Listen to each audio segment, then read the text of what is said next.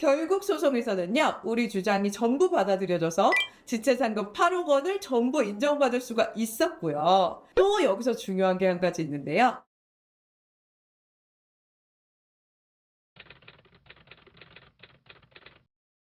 변호사님, 공사업체가 공사 기간을 연장해달라고 계속 요구했는데 똑똑하게 끝까지 방어해서 크게 이긴 사건이 있다면서요? 맞아요. 저한테는 굉장히 로얄한 고객이신데 그분이 이제 평택에서 커다란 아파트를 지으신 사건이었어요. 근데 이 공사업체가 여러 현장에서 공사 계속 지연하다가 제대로 안 지어주고 돈만 받고 도망가고 이런 행태를 계속 일삼던 업체였거든요.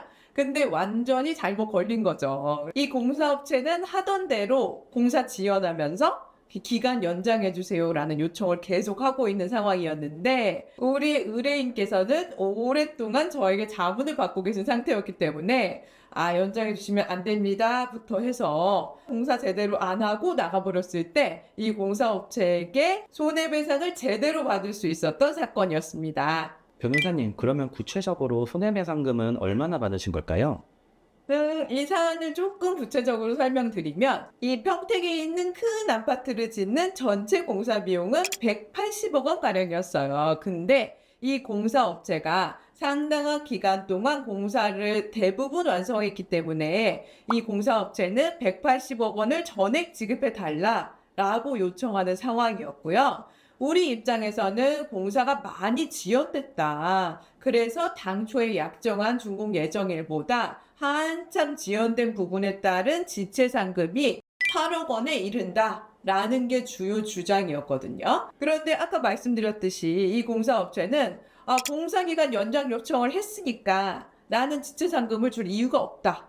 이런 주장을 계속 펼치고 있었어요. 그래서 소송 과정에서는 이 공사업체가 주장하는 공사기간 연장 사유가 과연 발주자한테 있는 것이냐, 혹은 공사업체 잘못으로 공사가 지연된 것이냐, 이게 쟁점이 됐거든요. 그런데 우리 발주자분들 한 가지 꼭 알아두셔야 될 부분이 공사기간 연장 요청에 대해서 그래, 내가 연장해줄게 라고 도장을 꽝 찍어버리면 이건 더 이상 뒤집을 수가 없는 기간 연장 합의가 돼버리거든요. 한마디로 발주자 입장에서는 지체상금을 못 받을 수도 있다. 이렇게 생각하시면 돼요.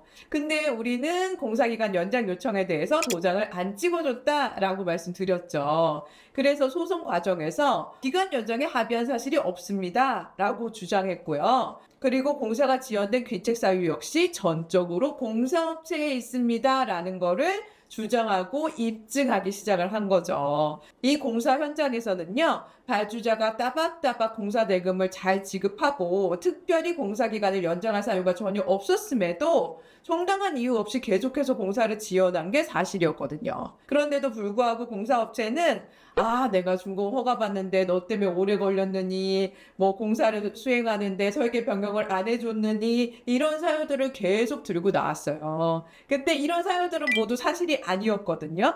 결국 소송에서는요, 우리 주장이 전부 받아들여져서 지체상금 8억 원을 전부 인정받을 수가 있었고요. 또 여기서 중요한 게 한 가지 있는데요. 상대방이 청구하는 16억 원에서 지체상금 8억 원을 빼면 8억 원은 또 지급해야 되는 상황이 되잖아요. 그렇기 때문에 이 소송에서 우리는 상대방이 시공한 공사 부분에 너무나 많은 하자가 있습니다. 라는 걸 주장했고, 감정을 통해서 하자 보수에 들어가는 비용이 무려 8억 원에 이른다. 라는 것까지 인정을 받았습니다.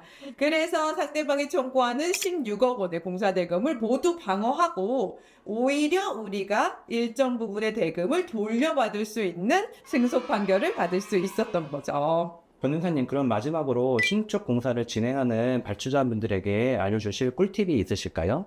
네, 우리 발주자분들께서는 우선 공사업체를 잘 선정하시는 거 가장 중요하겠죠. 이렇게 중간에 공사 지연하면서 추가 공사 대금 요구하고, 나 더 이상 못한다 하면서 들어놓고 하면은 정말 손실이 크시잖아요. 그렇기 때문에 능력이 있고 성실하게 비슷한 공사를 많이 해본 건설사를 선정하시라라는 거 꼭 말씀드리고 싶고요. 그리고 공사도급 계약서상 공사 기간과 지체상금률 특히 낮게 작성하시면 안 되거든요. 최소한 1000분의 1.